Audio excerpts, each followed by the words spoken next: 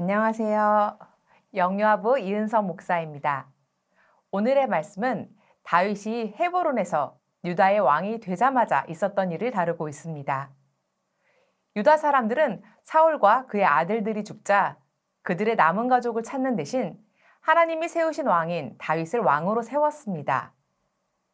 그리고 다윗을 왕으로 세운 유다 사람들은 길랏 야베스 사람들이 사울을 장사했다는 정보를 전합니다.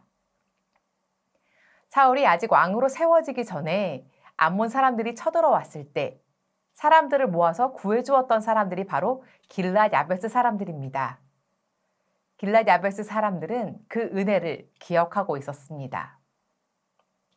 그래서 사울과 그의 아들들이 죽고 그들의 시체가 벳산 성벽에 달려 수치를 당하는 것을 볼 때 밤새도록 그곳을 향해 달려가서 그들의 시체를 가져다가 장사를 지내주고 또 금식한 것입니다.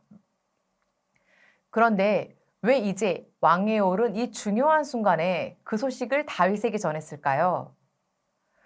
그들은 사위를 향한 다윗의 마음을 떠보기를 원했습니다. 그리고 한편으로는 지금도 목숨의 위협을 느끼면서까지 사울에게 충성을 바치는 사람이 있다는 사실을 알려주며 위험성을 경고하고 싶었을 것입니다. 이것은 모두 사울이 다윗과 적대 관계에 있다고 생각했기 때문이었습니다. 그리고 이런 생각은 생전에 사울이 다윗을 죽이기 위해 늘 다윗을 추적했기 때문에 너무나 당연해 보였습니다. 하지만 다윗은 유다 사람들의 생각과는 달리 사울을 적으로 생각하지 않았습니다. 다윗은 사울을 하나님께서 세우신 왕으로 인정하고 존중했습니다. 그래서 오히려 그 소식을 듣고 길랏 야베스의 전령을 보내어 그들의 행동이 선한 일이라고 말하며 하나님께서도 그리고 자신도 그 선한 일에 대해 갚아주겠다고 말합니다.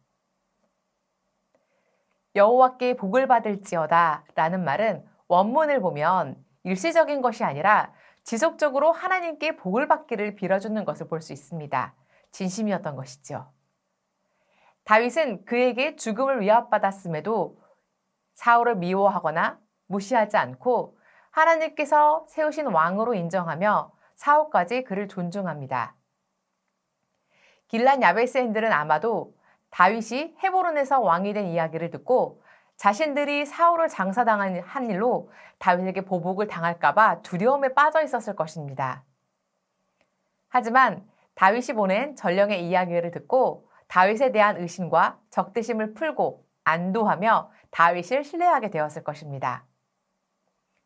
하나님의 사람은 이처럼 자신의 생각을 따르지 않고 하나님의 마음을 따르며 그의 마음에 순종합니다.